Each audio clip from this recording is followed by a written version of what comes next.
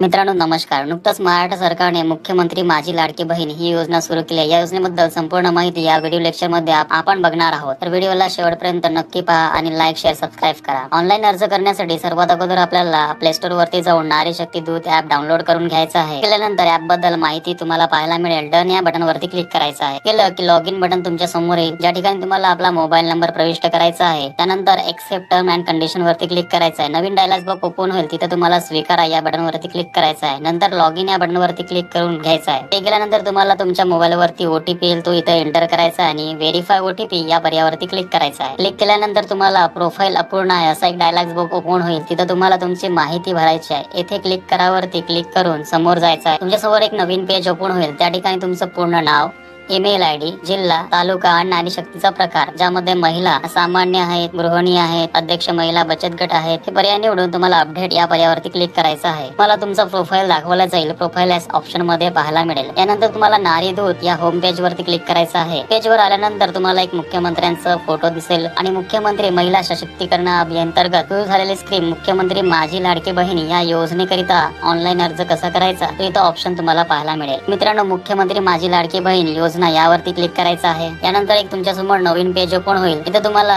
महिलेची संपूर्ण वैयक्तिक माहिती भरायची आहे. यामध्ये महिलेचं संपूर्ण नाव, पतीचं किंवा वडिलाचं नाव, महिलेचा जन्म दिनांक, जन्माचं ठिकाण, गाव असेल, शहर असेल, ग्रामपंचायतच निवडायचं आहे, पिनकोड निवडायचा आहे मित्रांनो. त्यानंतर तुम्हाला तिथं पत्ता प्रविष्ट करायचा आहे, मोबाईल नंबर प्रविष्ट करायचा आहे. त्यानंतर महिलेचा आधार कार्ड प्रविष्ट करायचं आहे. तर मित्रांनो, शासनाच्या काही योजना आहेत, त्यांचा लाभ महिला घेत आहे की नाही, यांचं हो किंवा नाही यामध्ये तुम्हाला ते उत्तर द्यायचं आहे.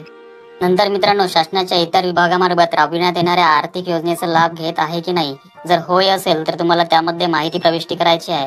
जर घेत नसेल तर नाही या पर्यायावरती क्लिक करा.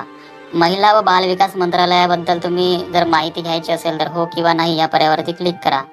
लाभार्थी योजना, गरजू व्यक्ती समस्या, इतर योजना, इथेही तुम्ही क्लिक करू शकता. महिलेची वैवाहिक स्थिती कशा पद्धतीत आहे बद्दलची माहिती तुम्हाला त्यात एंटर करायचं आहे. हे केल्यानंतर तुम्हाला महिलेचं बँक खात्याचं तपशील विचारलं जाईल. बँकेचं नाव तुम्हाला टाकायचं आहे.